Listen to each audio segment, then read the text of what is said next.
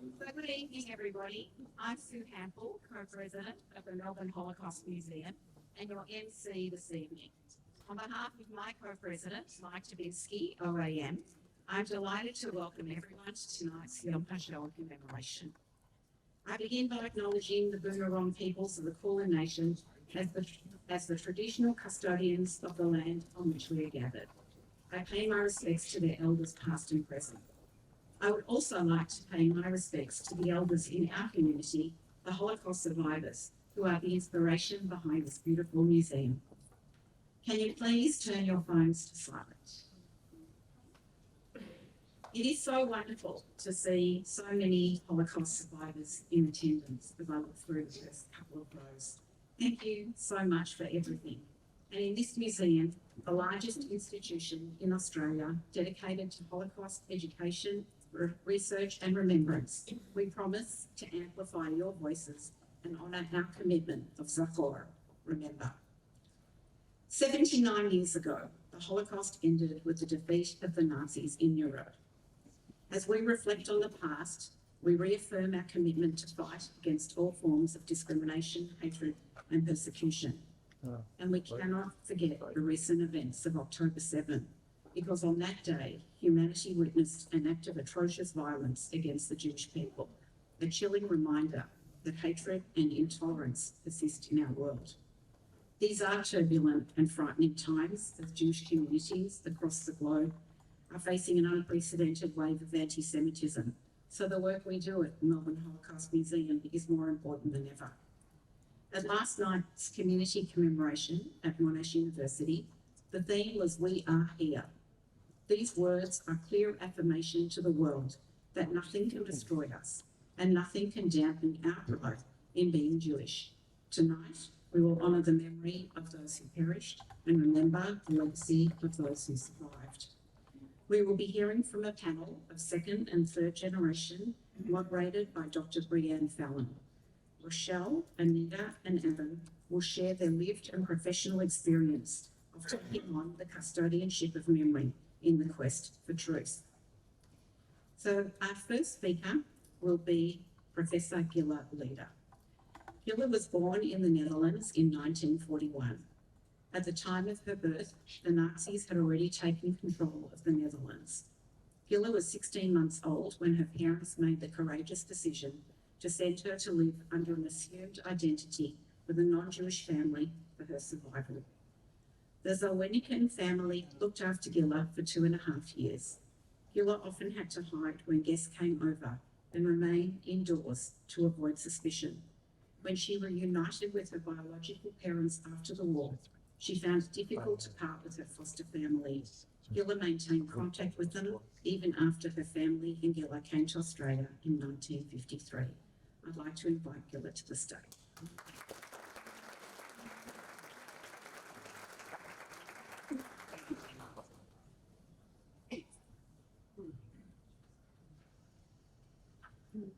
I was going to start my story about telling you a little bit about myself, because it's so important when things are told that there's a context.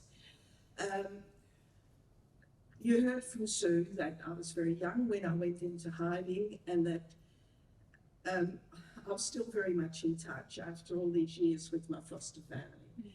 As my children and also grandchildren grew up, they certainly learned about my story. There are lots of happy things to talk about, some things that are not so pleasant to share, but they certainly do know my story. And especially my youngest grandson, he's just turned 18. But a few years ago, he became even more interested in learning more about what happened during the war, my story, and what happened to the Zalweniken family. And I have to say some of his interest was kindled very much by the good project that beyond the school he was going to encourage. And I guess if we're talking about memory and truth, let me give a shout out for the Root Project, which in many cases is terrific. Anyway, a few years passed, and Jessie was lucky enough to, after the COVID-19 experience, was lucky enough to go to Israel with the school, with Bialik. And as he was talking about going to Israel and how excited it was going to be, he said, you know, I'd really like to go to Yad Vashem and have a look at the tree that's been planted for your foster family. So one of the things that I forgot to say earlier is that the Zwanikens were certainly honoured at Yad Vashem. Now, Jack and I, had tried to find the tree on earlier occasions, and especially the very first time we tried, it was impossible. Obviously, the paperwork was not yet in order. So we did manage to look at the tree some years later. And when Jesse said he'd like to have a look, we said, well, that's great, but you know, there's some information you need, there's some homework you have to do, and we just let the topic lie there. Anyway, off he went to, with the school, off he went to Israel, and we got, fortunately, regular texts and messages from him. And then one morning, we opened the computer, and what did we see but that particular photo? So while he was in Jerusalem, he managed, with, I guess, help from other people, to find exactly where the tree was, and there he is. As he talked about the, I suppose, the pleasure of seeing it, there are a couple of things. He said, now, that tree was planted a long time ago. It looks pretty measly. And then we talked, of course, about, you know, water, etc., etc. Anyway, he also mentioned that the plaque had been pretty dirty, and he was very pleased that he had some spare material with him. So he wiped the plaque and he said, if anyone looks at it, they'll be able to read it. Now, I mentioned that we were really very, very touched that he was Jesse, who I guess learned enough about, I'll say, my story and the Zwanikens to want to be part of it, and hence his visit there. Well, I was so thrilled about that clearly I shared it with my foster family. And I want to just read out one of the messages that I got from my foster brother, who at the time would have been, I don't know, 88, 90.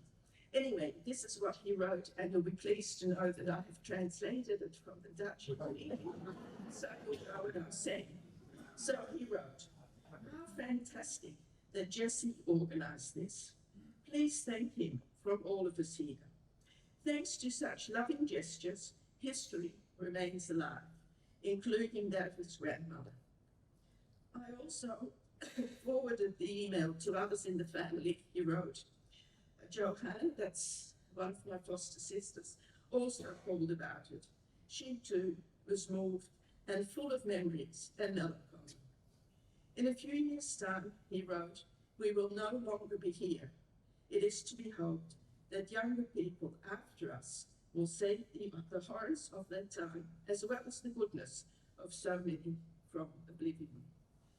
So, just from the excerpt, you can see the sort of family that I was militant with for a couple of years. There's a second story. I have to give you a little bit of context too. The second story involves my dad.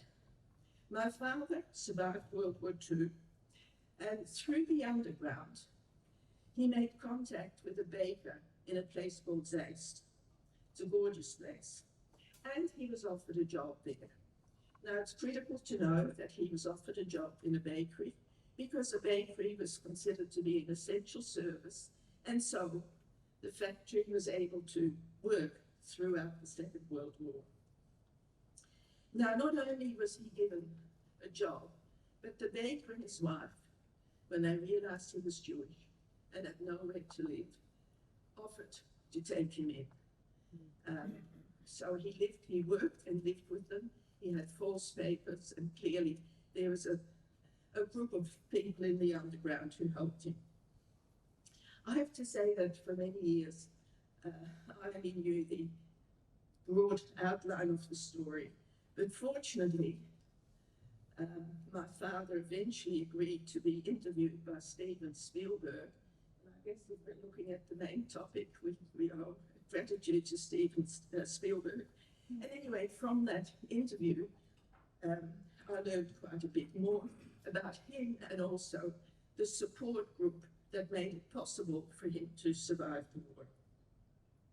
And as I listened to my father talking about those war years, what really struck me was the deep respect, and I'd have to say even love, that my dad and the baker felt for each other.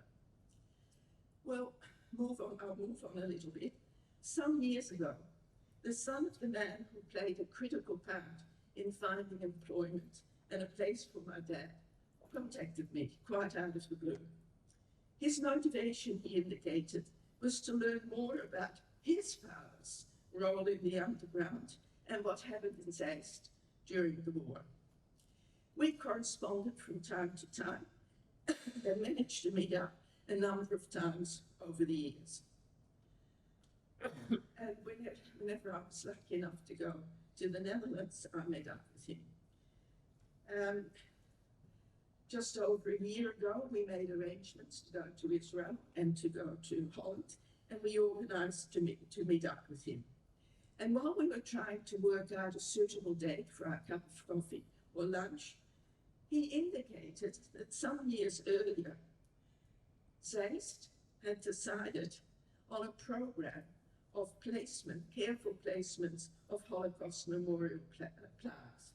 So when he told me that, immediately, of course, I thought of Stolperstein. But he said, no, that's not what we in Zeist had in mind. What we wanted to do was not only to acknowledge the fate of the victims, but also acknowledge the courage and hard work carried out by members of the underground, of the resistance. And also, over the years, there were some quite momentous things that happened that we would like to keep in mind, that we would like for people to remember through the plaques. So I just want to say, yeah, special plaques, but different from Stolperstein. As we were talking, I was told that during one of the ceremonies there would be recognition of my dad and the 2 years that he spent the way he did, and also of the baker, who of course, and his wife, who of course made sure, or helped to make sure my dad survived. So, on a particular day, and in fact it's exactly 1 year ago and 1 day and 1 year ago, it was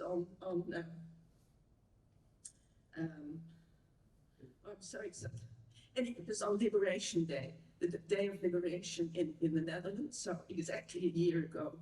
We went to Zeist to have a look, to find out what was happening during the ceremony. Before we went to the area we were going to go to, there was a very nice talk with a little bit of background, and a number of dignitaries from Zeist attended. Anyway, after that talk, off we went to the place where my father was hidden, and I have to tell you, the first thing that hit me was a pile of sand. What on earth did they drag me all that way for a pile of sand? Well, from the back, someone came with a broom, gave it to me, and indicated that if I swept the pile of sand properly, underneath it would be a plaque. And in fact, there was. There was a plaque commemorating my dad. It had the date of his birth, the date of his death, the fact that he survived the war, and also that during the war he had been living in the nearby house. Not only was I one of the people there, but this was really quite amazing. I mentioned that I didn't really know my dad's story particularly well. I did know that they had a daughter about the same age as I was. Turned out she was alive still, and she had also been asked to come to the ceremony. So the broom went from me to her. She swept the other plaque clear, and there were the details of not just her father, but also her mother. So the dates, when they were born, when they died, and also very much the fact that they had given safety and sustenance to my dad. And you can see there a picture of me desanding the plaque. A picture of Adoni, the other girl, desanding the plaque. And I don't know how you feel about it, but for me, seeing those two plaques next to each other, one honouring a Jewish person, who, if you like, who I could say was persecuted, next to him, a plaque about the couple that saved him. I just think the symbolism of that is absolutely amazing. What I think is also amazing is that 8 decades after my father and the baker got to know each other and made sure they both managed to survive the war, during the unveiling, who were present, the daughters, if you like, of the two partners. We hadn't met before. Again, there's something amazingly symbolic about them.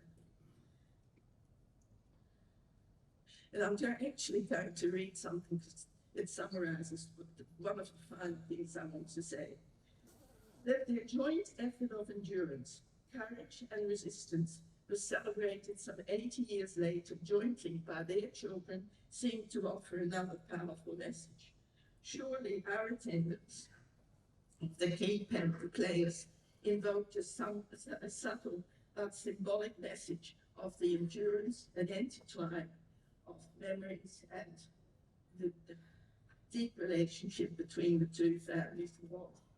Now, one of the things you cannot see from where you're sitting is that on the plaque about my dad, there's a QR code. So that was put there with great foresight. It means that school children and members of the public, if they're interested in history, can go to a plaque like that and learn a lot more about the situation and the families.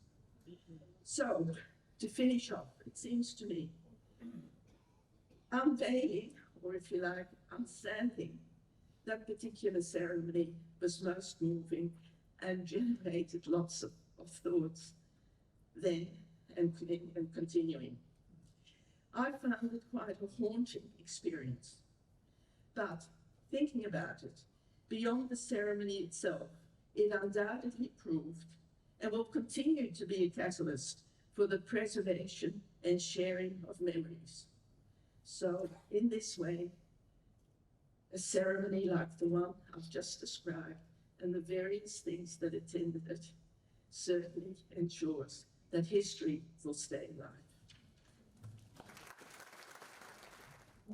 Thank you, Gilah, for your fascinating story about the two plaques, and the symbolism that you spoke of was truly amazing. Thank you for sharing that. So I'd like to invite our panellists to the stage now. So Rochelle, Anita, Adam and Marie.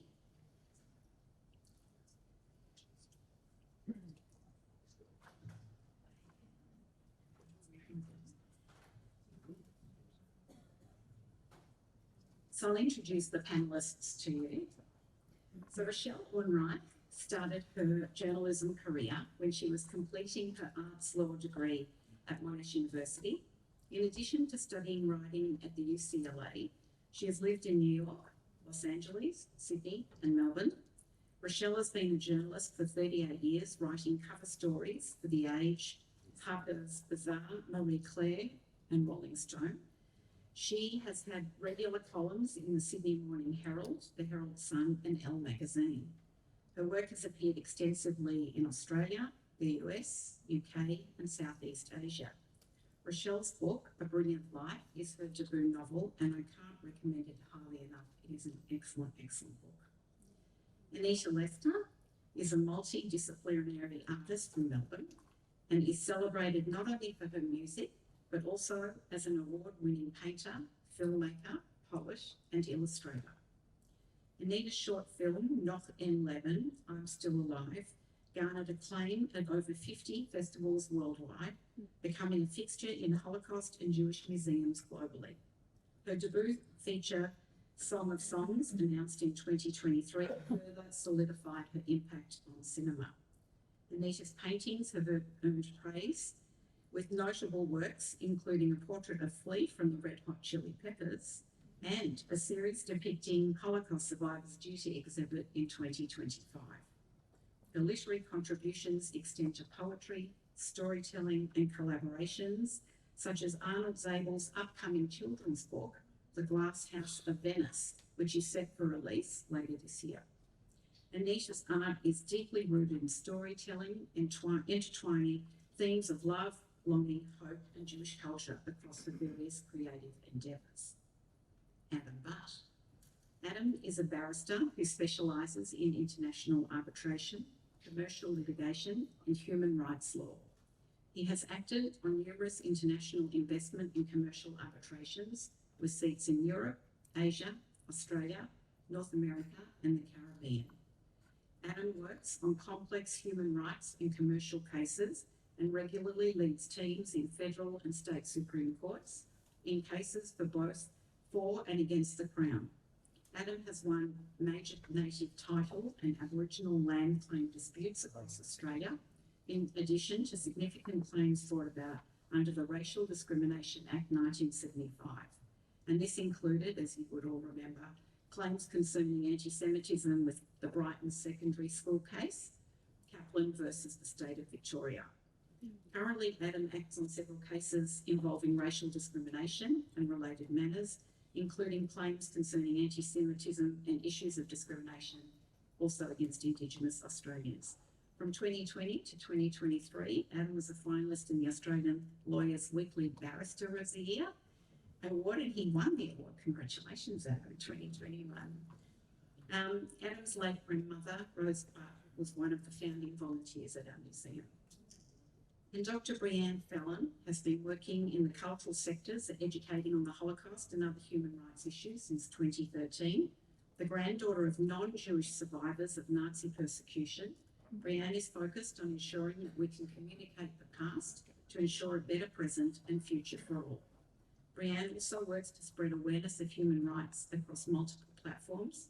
She served on the 2023 Federal Senate Advisory Panel into the banning of Nazi symbols and was the host of the 2022 documentary Trafficked to Australia and is a presenter for ABC National's Religion and Ethics Unit.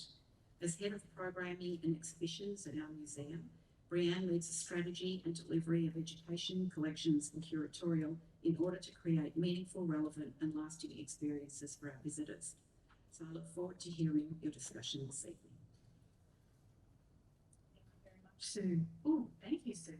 Good.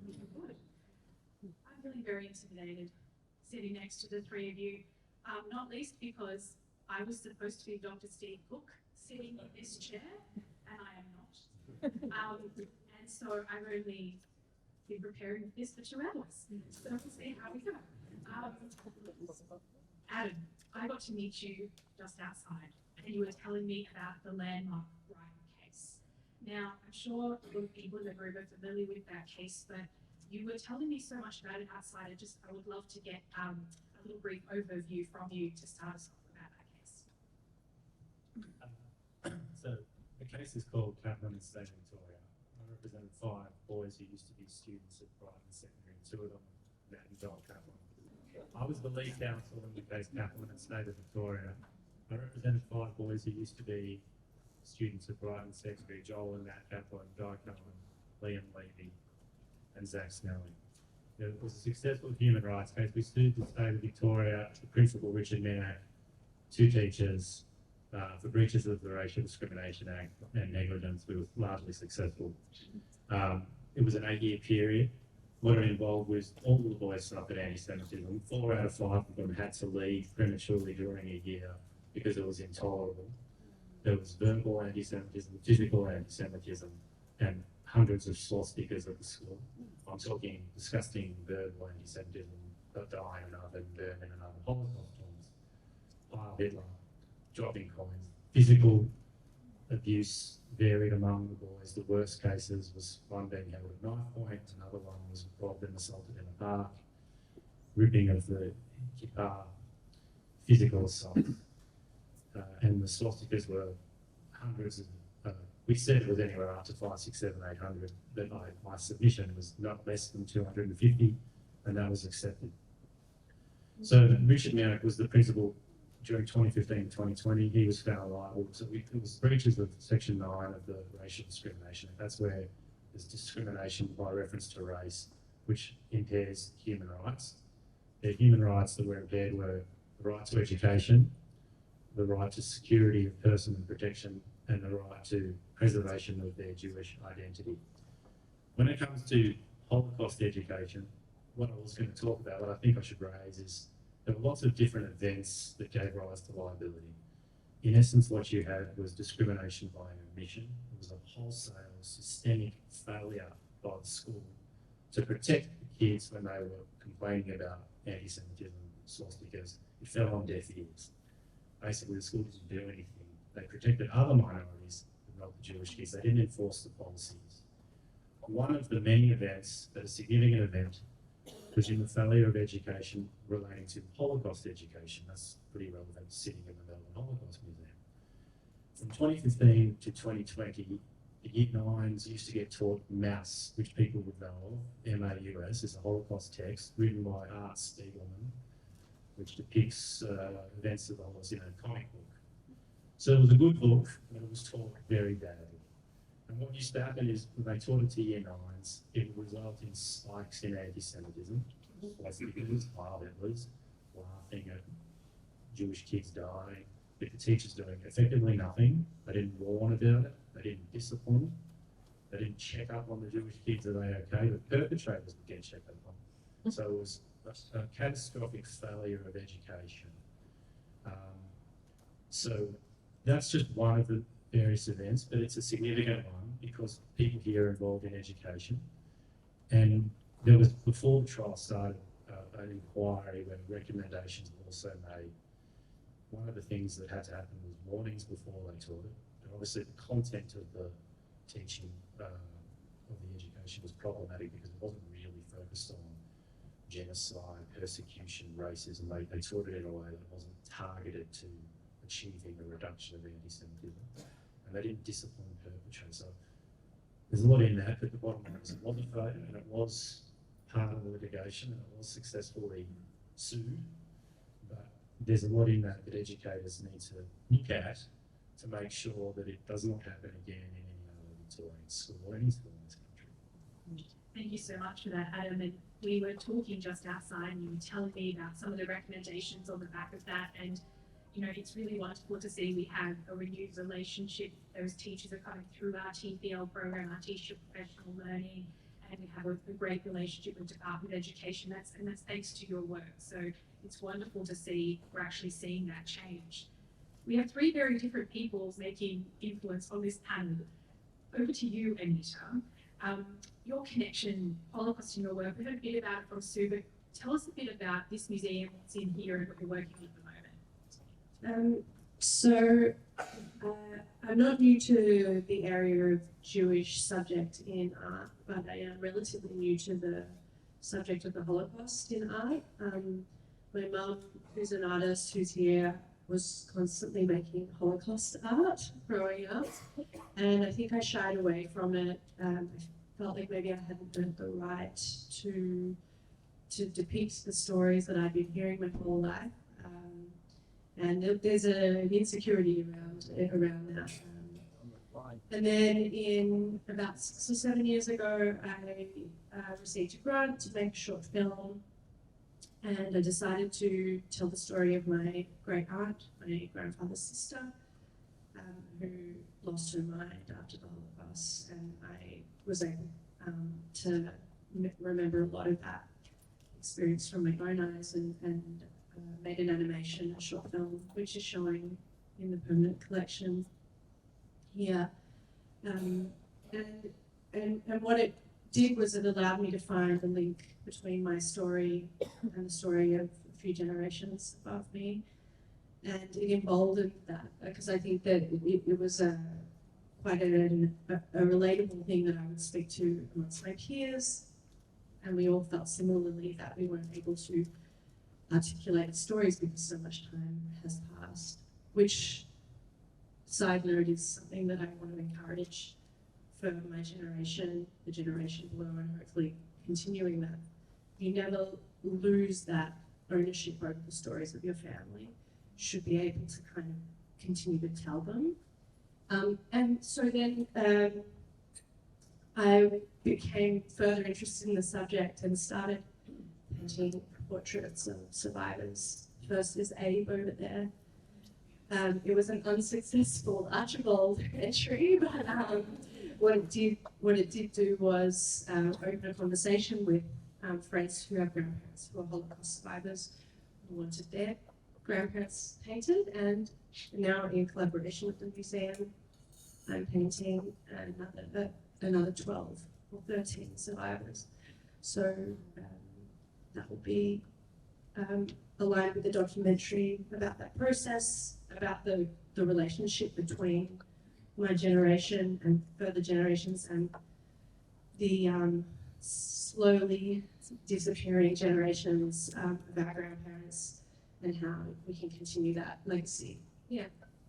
You just said something very poignant, which I'm going to try not to forget, which was always own that story, always own the story. So we'll come back to that. But before we do, speaking of stories, Rochelle, shameless plug for your book, anyone who hasn't read it, A Brilliant Life, absolutely fabulous.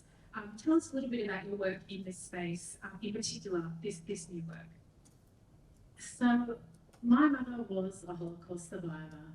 Many of you probably here, some of you would have known her. My parents were Mira and Manny Unruh. And she was born in Czechoslovakia in 1927. She was 12 when war broke out. By the time she was 13, she couldn't go to school anymore. And her father ingeniously kept the family out of being deported for the most part, except for her sister. But through various means, they converted at one point, they were in hiding. My mother lived under false papers in another city, pretending she was older. But their luck ran out in September of 1944, when my mother and the family were captured from their hiding spot. My mother's father was shot in front of her. 2 days later, when the three of them, my mother, her brother, and her mother, my mother and her brother, were taken to Plaszow concentration camp, her mother was forced to walk across a pit with a plank and shot into that pit. Her brother also didn't survive too long. Within a couple of months, he was hauled off to Gross Rosen, where he was killed. And her sister had earlier been killed when she was deported. I also didn't have grandparents on my father's side. They were also killed in Auschwitz. And so my mother was only 17 when she was in these 4 concentration camps. She was 18 when she was liberated. And she ended up moving to Paris and then making a life for herself in Australia, where she came in 1959. And she was an unusual Holocaust survivor in that a lot of people, there are people here who speak widely of their story, but many do not. And my mother did. She gave 2 testimonies here, and she gave a series of interviews with the author Elliot Perlman when he was writing The Street Sweeper. And then I decided to interview her at the end of her life.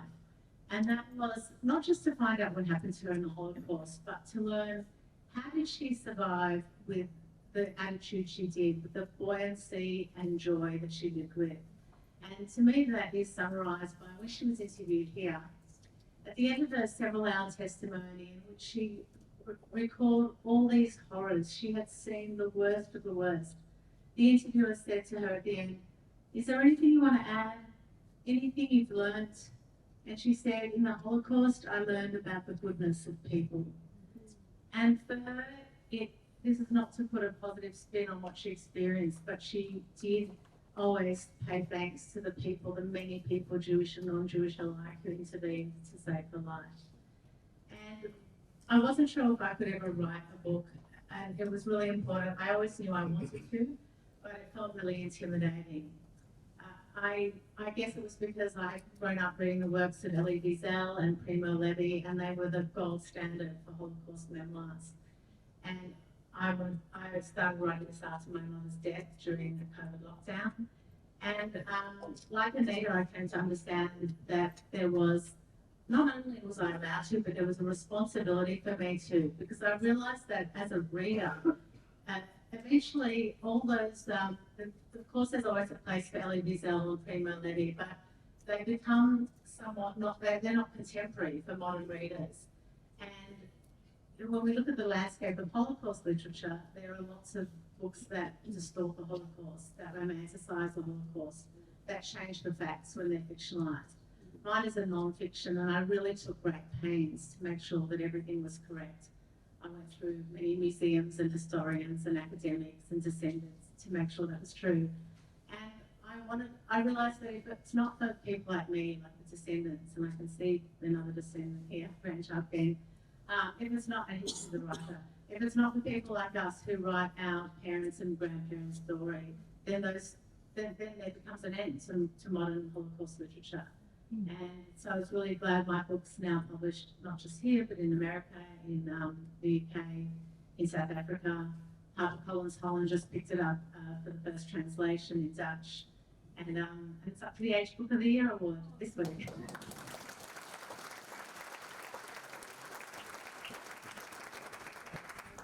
You've all raised something very interesting in different ways, which is this idea of responsibility, whether that's owning your story or the work you did out of, or here, your responsibility to tell that narrative.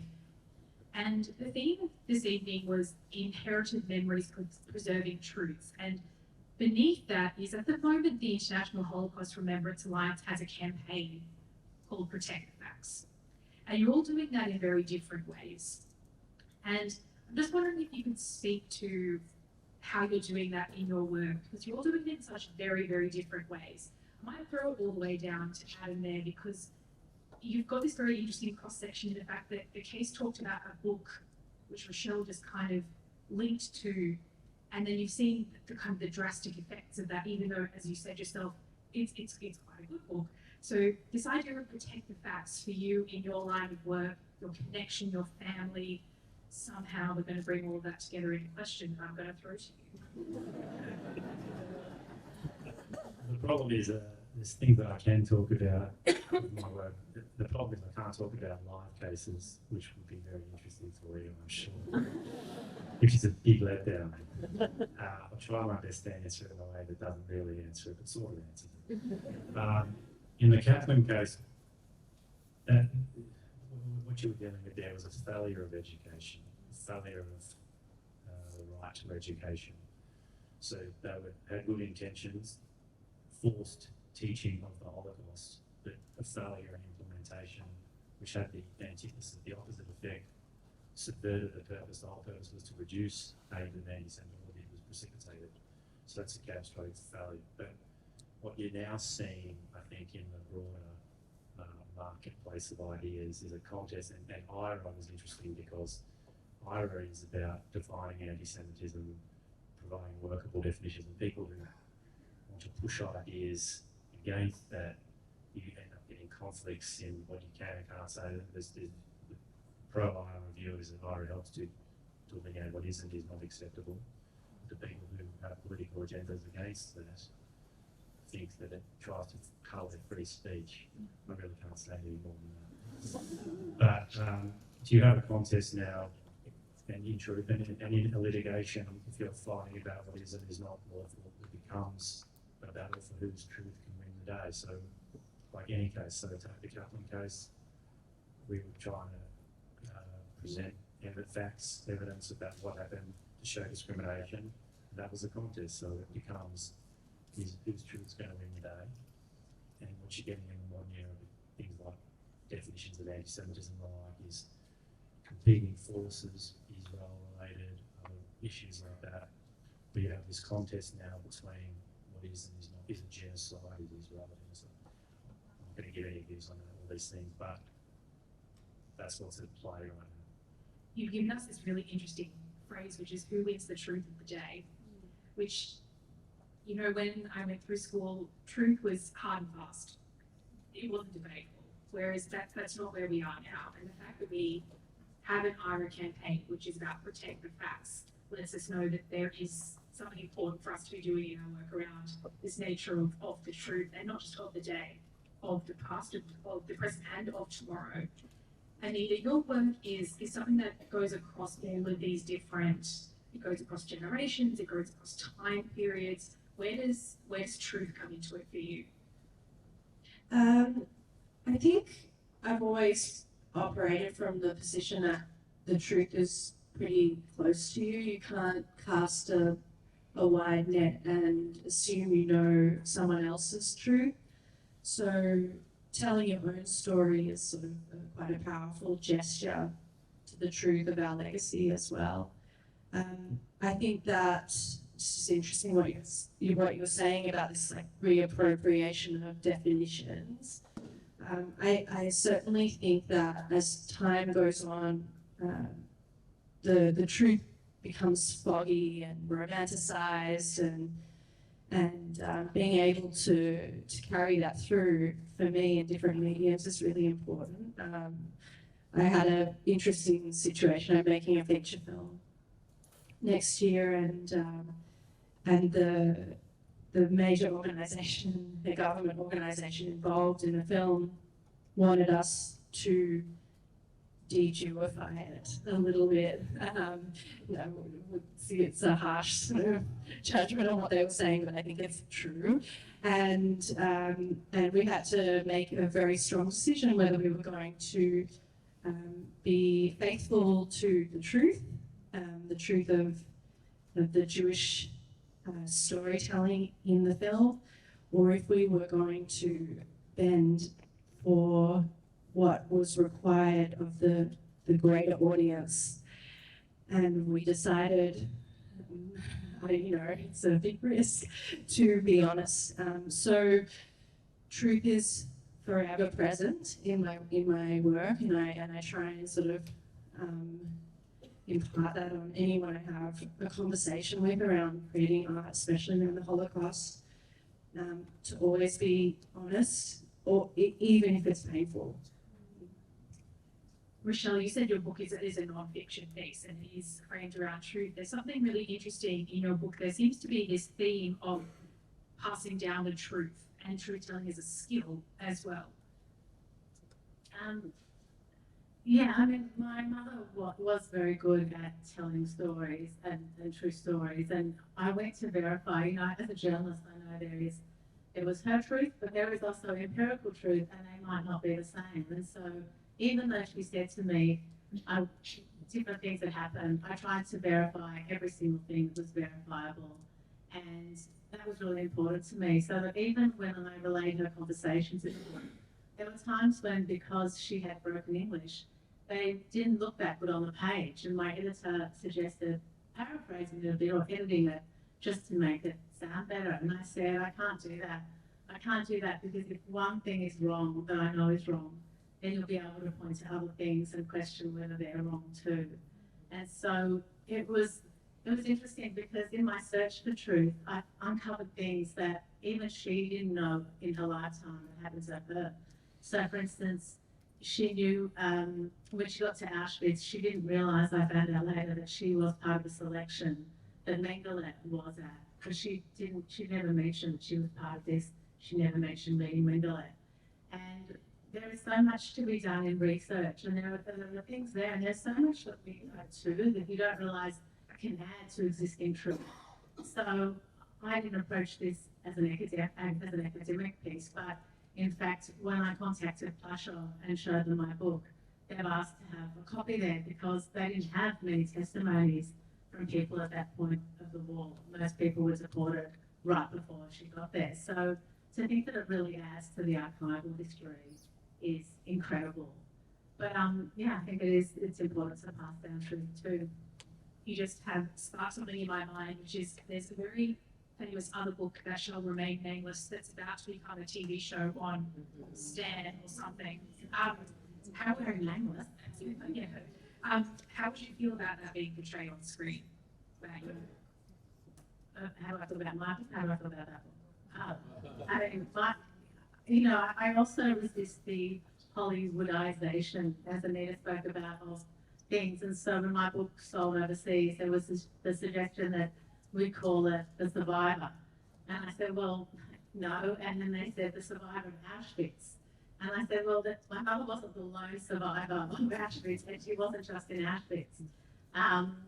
Having said that, when books and films do well, I've got mixed feelings about them. You don't want the story distorted, but there's no doubt that the popularization of Holocaust books opened up the doors for me to publish my book and for people to be on it well and to publish it around the world. So I think it's important at the very least that the factual ones sit side by side and people are able to know that ones are labelled a fantasy and ones are not. And there's a really interesting question there about whose job is it to protect the facts? And I feel like, Adam, you had a really strong opinion in your case about whose job it is to protect the facts. My job's to win the case.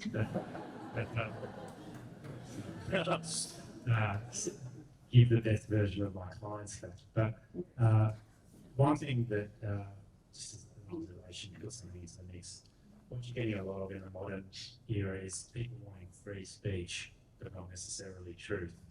And people pushing agendas. So news that's now coming on social media, it's not substantiated. So you have personal agendas, people wanting free speech at any cost. And of course, free speech is not an unlimited right. It's got limitations all over the place, including not to vilify people. And so what you see these days is everyone wanting to have their say, whether or not it impacts others negatively, and being very unaccountable.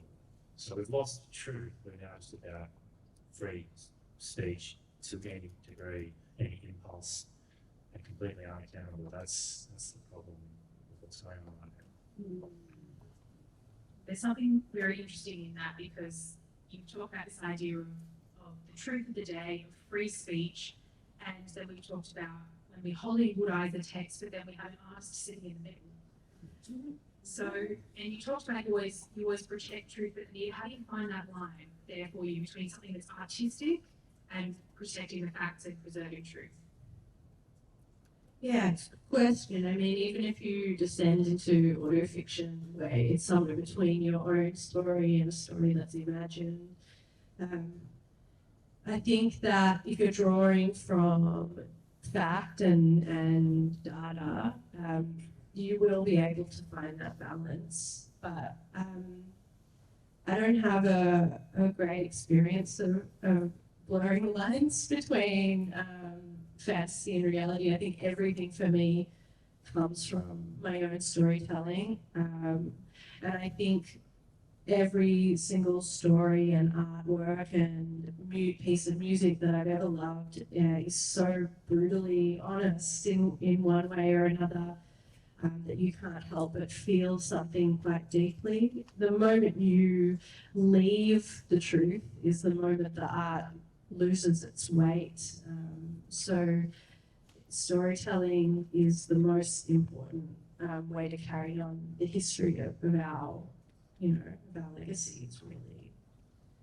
Now, none of you have been on a panel with me before, but anyone who's seen me do a panel knows I'm about to ask you a question.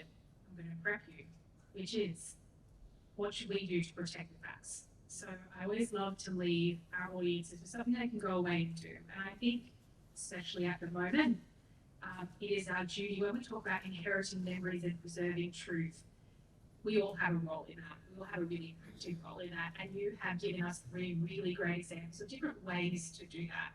So if anybody feels particularly, Michelle's mic's going up. So, well, one of the things I implore people to do is to find out their family stories and record them. And to do this whether you're the descendant of a Holocaust survivor or not, but particularly if you've got a story that's important all of our stories are important in Jewish history, no matter what they are. And to gather that information means that we don't disappear. There's strength in that accumulation of evidence of how we live with such strong holding on to our Judaism, to who we are, to being a proud people. I think all that really matters. And so I tell people, if you haven't asked your parents, or if you as a parent haven't spoken to a child in detail about your story, and I don't even just mean the biography, I mean, what values were you raised with? What did your parents teach you? What was important that they passed down? How do you observe being Jewish? How do you observe the Holocaust? How do you remember things that happened? All these are so important, and it's important whether your family members are living or not, even if they're not around, as I never asked my father his story, but I managed to capture him on the page by just writing about his essence and There's so much Jewishness in that, and I think that is really important. Anita? I spent the most of my life being a little bit ashamed of how Jewish I felt, and I think that our people are such a bright and bold people that I felt like I was minimising myself so I could fit in, especially in Australia, in a Western context, not in a Jewish school. And I'm pregnant with 2 boys at the moment, and it makes me think a lot about what I want them to know. And I think that I never want to feel afraid of being the full expressive version of my Jewishness. Today I made a social media post about being told recently, oh, you've become so Jewish. And it's definitely not the case. I've always been very Jewish. But I think that the difference is now that I feel strong enough, strong being the operative word, especially now, to present that through all of my work and my thoughts and my movements into the world. So I think what I would say to anyone about preserving this and how do we protect it is just being bold and strong in the face of that shame that you might feel. Yeah. That was really honest. Thank you for that. I think it's hard to talk about that sort of those sorts of feelings, feeling like society has tried to put you in a box. So thank you so much for that. Adam, we'll finish with you. How do we protect the facts? What do you think we should be doing? I think Jews generally are very effective at remembering Jewish history and events. I mean, particularly the Jewish schools I have. Sue was my Holocaust and Israel studies teacher in year 9 and 10. One of the great teachers now.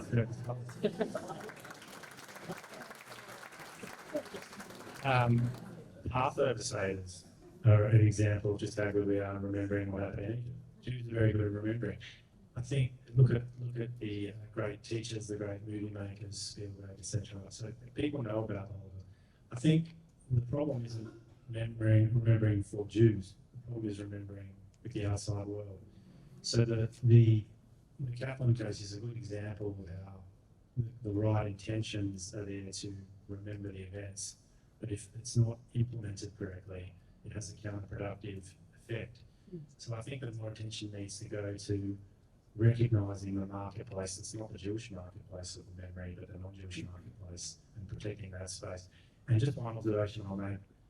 I don't want to throw a spanner into the works, but why not? One of the things that came out of that case, one of the non-Jewish, we had a lot of student witnesses that gave evidence in that trial, and most of them were non-Jewish. It was intentional because I wanted the non-Jewish kids giving evidence. And one of them made a comment in the witness box that he didn't understand why whenever there's Jewish teaching at the school, it was only negative and death. Because there's great things the Jews have done. A lot of Nobel Prize winners, how many successful Jewish people in history have there been in the arts, sciences, medicine, law, politics, you name it. And I realised presenting it from that point of view might itself carry risks, because if that's not implemented correctly, that itself might cause ends. So I'm not sure that anti-Semitism is ever going to go away. But it's just to think about, when the average person thinks about Jewish education, it's invariably death and destruction. And I don't know if that's the only thing that you want to associate Jews with, because there's great things the Jews have done. And maybe you can start emphasising some of the positives as well. I'm not saying neglect the past, I'm not saying neglect the tragedies. What about emphasising the good bits? I think that's an absolutely fabulous point. And someone said to me once, they said, when we're looking at anti-Semitism education, it shouldn't just be one visit to the Holocaust Museum, right? It should be a visit to the Jewish Museum. There should be culture. There should be all of this history, contribution to Australia. There's so much. And you just raised something there that kind of sparked in my memory. When I say that I work at the Melbourne Holocaust Museum and I was at the Sydney Jewish Museum for a number of years, the number one question I got was, are non-Jewish students able to go there? It's like, that they're 98% of the people that actually come here, but that perception that it's not necessarily a space for everyone, but it is for everyone, and most importantly for everyone, as you said. We're going to finish it up there. I just want to pick out something importantly that each of you have said as we pass down some gifts for your time. Adam, you have given us such insight into the Kaplan case, and I'm really going to take away what you said about the truth of the day, because I think we have such power to think about what narrative is coming out as the truth of the day, and our role in trying to make sure that it's accurate. So thank you so much, Adam. A round of applause.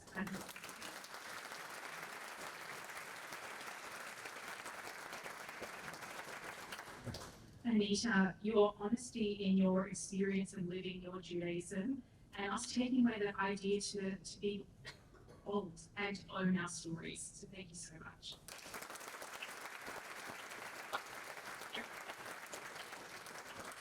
And everyone needs to go and buy Rochelle's book. But I really liked what you said to us about that idea of there are lots of different elements to research, and for us to all go and find those stories. I wish I'd done that sooner. And I always tell that to young people as well. Go and ask those stories, know yourself and know your truth. So thank you.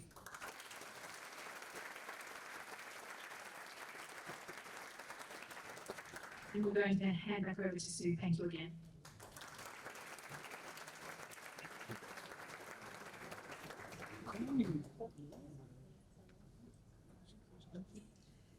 How privileged have we been to hear from such an enlightening, stimulating and articulate panel, moderated brilliantly by Dr. Brianne Fallon.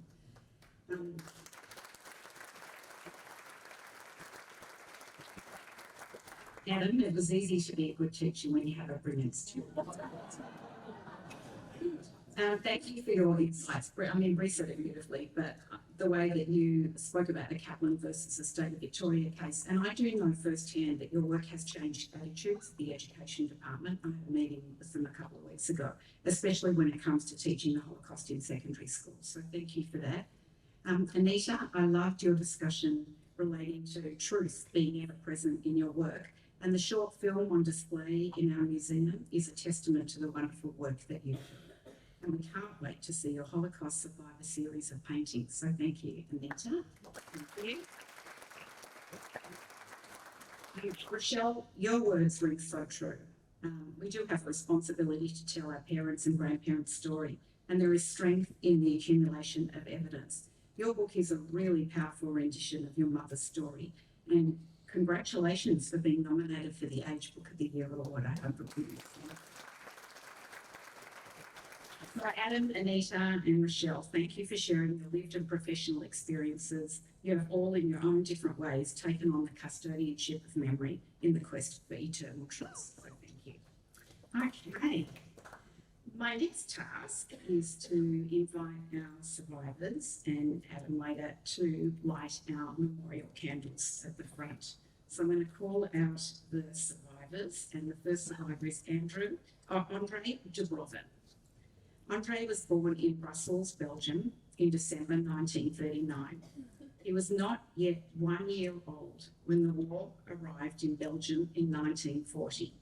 His parents made the decision to flee and were caught at the French border. All three were sent to Drancy internment camp in Paris. Andre was smuggled out of the camp and spent the war years living with different people and families not known to him.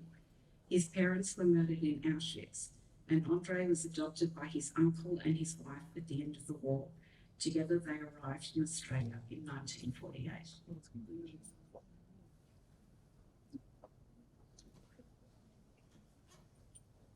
Gary Fabian, OAM. Gary was born in Germany on the 11th of January 1934. Gary's early years of life were spent travelling between countries to avoid persecution by the Nazis. In 1935, his family moved to Bodenbach, Czechoslovakia, to avoid the ramifications of the Nuremberg laws. In November 1942, Gary and his family were deported to the Theresienstadt ghetto. In May 1945, the ghetto was liberated by the Russian army. Out of the 15,000 children that entered that ghetto, only 150 survived, including Gary. His parents also survived, After liberation, Gary and his family emigrated to Australia in 1947.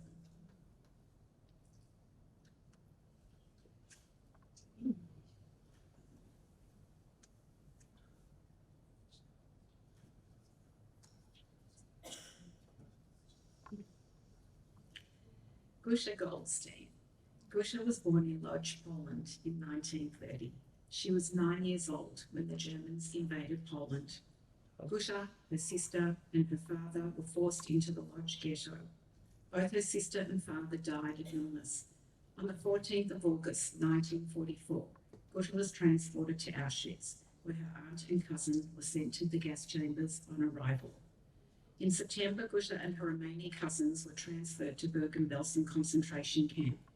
Gusha was eventually sent to a labour camp in Malthoya and was liberated by the United States Army in April 1945. Gusha arrived in Australia in 1949.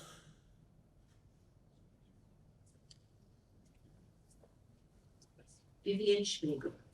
Viv was born in Paris, France in 1934. She was 6 years old when the Germans invaded France. In 1942, Viv's mother and 2 siblings were caught up in the Vel d'Hiv roundup. In a stroke of luck, the family was released before the transports to Auschwitz. Following this, Viv's mother made the difficult decision to separate from her children for their safety. After experiences with families that stole their food rations, Viv and her siblings were sent into hiding in the countryside with a family who cared for them until after the war. After liberation, Viv and her siblings were sent to an orphanage for children before immigrating to Australia in 1948. Viv later found out her parents were murdered in Auschwitz-Birkenau.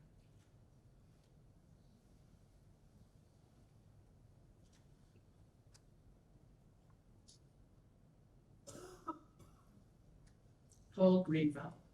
Born in Paris in 1933, Paul was a young boy when the Germans occupied France and introduced anti-Semitic laws that excluded Jews from public life. From June 1942, Jews were required to wear a yellow star. As they were being deported to camps, Paul's father decided to move to the part of France that was not occupied by the Nazis. Paul and his sister Suzanne were sent to work on various farms, pretending to be Christians. Late in 1944, the Allied troops arrived and soon France was free of the Nazis. The family was reunited and moved back to Paris in May 1945, migrating to Australia in November 1946. Adam Bush. Adam will be lighting our last candle in honour of the Holocaust survivors who are no longer with us.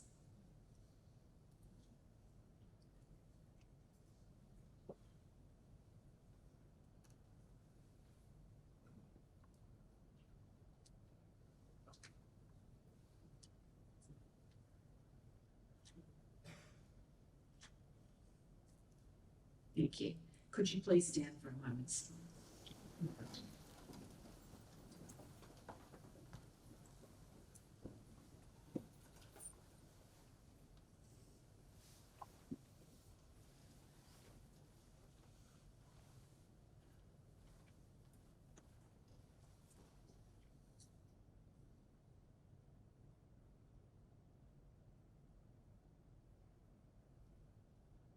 Thank you.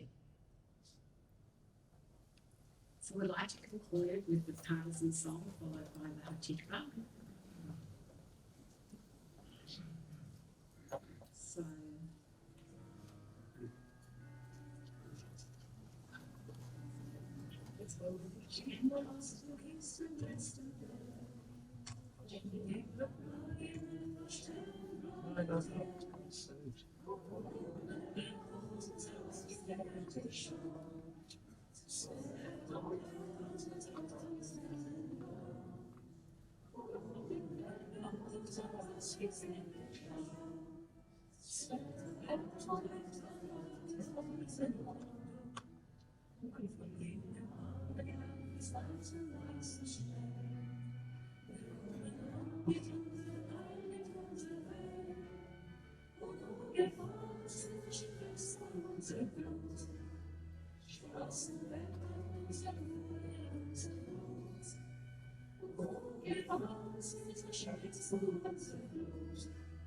Schlossen werden unsere Wohnung, unsere Haus.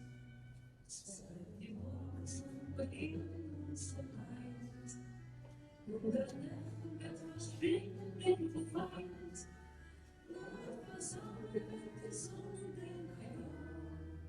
Wir aufgehen das Lied von uns und dort. Nur versauen die Sonnenberg. Wir aufgehen das Lied von uns und dort. Das Lied singt jetzt mit Blut und nicht mit Wein. Sind nicht kein Töten, nur noch Wege und der Frei. Das Opfer ist Mann der Welt. Das Lied gesungen mit der Hand, es singt die Welt. Das Opfer ist Mann der Welt. Das Lied gesungen mit der Hand, es singt die Welt. Das soll nicht gehen, das ist der besten Welt. Wir stimmen Neuen, verstärken Neuität. Gucken wir uns als die Welt der Schau. Seid auf Deutschland und vertraut der Seele. Gucken wir uns als die Welt der Schau. Seid auf Deutschland und vertraut der Seele.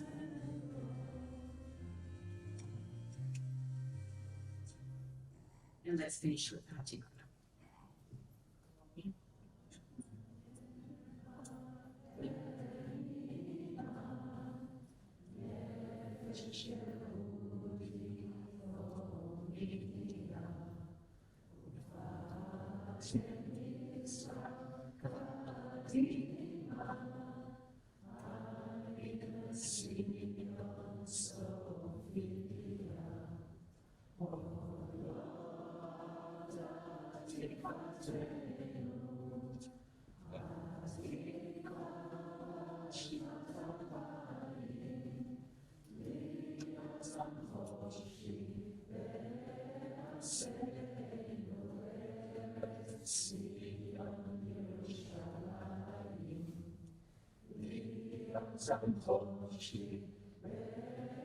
Some